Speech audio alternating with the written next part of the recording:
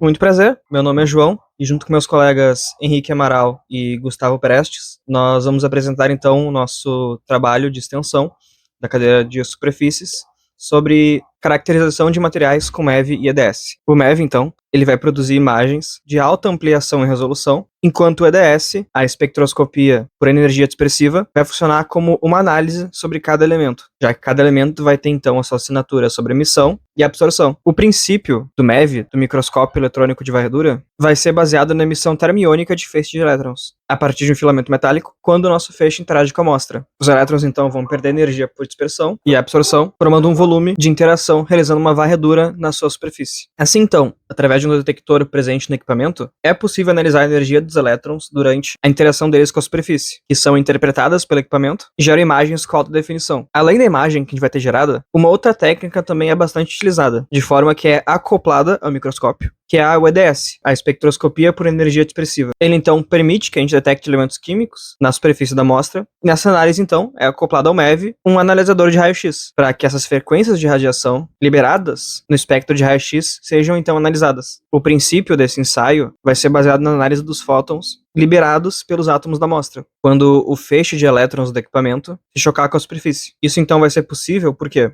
Porque cada elemento químico libera fótons de uma frequência específica. E esses resultados, então, são apresentados na forma de um espectro de energia versus intensidade relativa aos picos.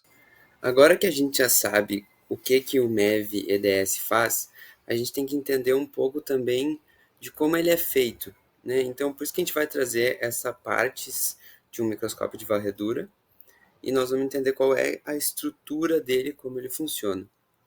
Então, primeiro a gente vai ter o canhão de elétrons, que vai gerar o feixe de fótons, que são as setas em azul, né, que estão passando no meio de tudo. A gente vai ter as lentes condensadoras. Essas lentes, elas vão determinar se o nosso feixe ele vai ter um raio maior ou menor.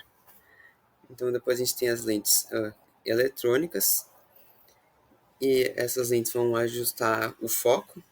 Então, a gente vai ter depois o detector de elétrons retroespalhados, o detector de elétrons secundários e o detector de raio-x. Esse detector de raio-x, vale ressaltar, é o que faz a parte do EDS.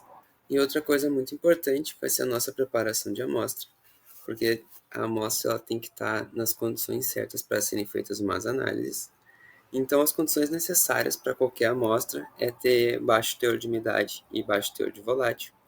A superfície da amostra tem que ser condutora pelo feixe que é produzido ser de elétrons, então eles têm que, para ter essa interação com a amostra, a superfície tem que ser condutora, e as amostras orgânicas elas têm que passar por um secamento crítico que vai evitar as tensões superficiais enquanto a amostra seca. Então, dependendo do tipo de amostra, né, a gente vai ter o filme fixado em um porta-amostra, contendo a fita de carbono para essa fixação, a fita de carbono que também ajuda a fazer a condução. O pó vai ter um princípio parecido, e a suspensão ela vai ser colocada em um porta-amostra, depois dessecada, para ficar só os sólidos que a gente quer analisar. Então, dando um exemplo prático do tipo de imagem que é possível gerar nesse equipamento, aqui são algumas imagens feitas para o meu trabalho de conclusão de curso, onde eu analisei uma liga de latão que possui cobre, zinco, estanho e chumbo em sua composição. E essa liga, essas amostras foram preparadas e expostas a sulfato de sódio. Foram feitos ensaios eletroquímicos com a função de formar produto de corrosão na superfície desse metal, dessa liga, que então eu pude caracterizar utilizando tanto o MEV quanto o EDS.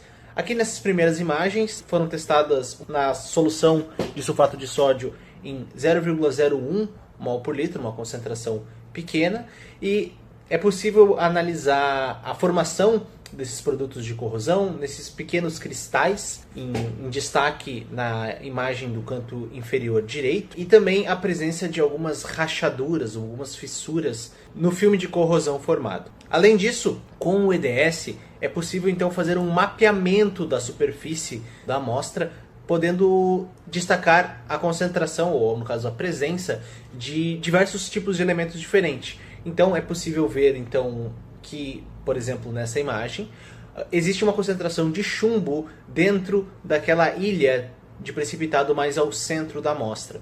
Além disso, também é possível perceber a presença de enxofre e oxigênio mais concentrado nessa parte, o que indica, por exemplo, a presença de um sulfato de chumbo, possivelmente como composto principal nessa região.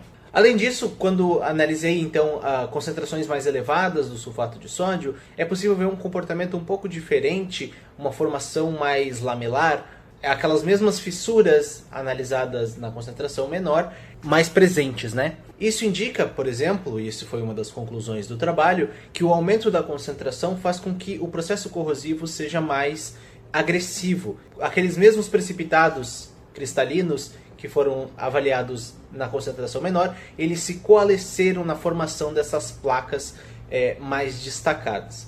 Outra coisa que é interessante, e pode ser analisado a partir do EDS também, do mapeamento de EDS, é que o cobre se concentrou no interior das fissuras, enquanto o estanho e o oxigênio se concentraram mais nos topos, ou no caso, no topo daquelas lamelas. Além disso, também é possível ver então aquela mesma presença de chumbo e agora também do zinco em alguns desses precipitados. Além de notar, por exemplo, que o zinco não possui a presença de oxigênio em seus precipitados, e somente de enxofre. Então, diferentemente do chumbo, que teria um sulfato de chumbo, o zinco teria um sulfeto de zinco. Bem, acho que isso é tudo. Muito obrigado pela atenção de todos e espero que esse vídeo tenha ajudado a compreender um pouco melhor essas técnicas.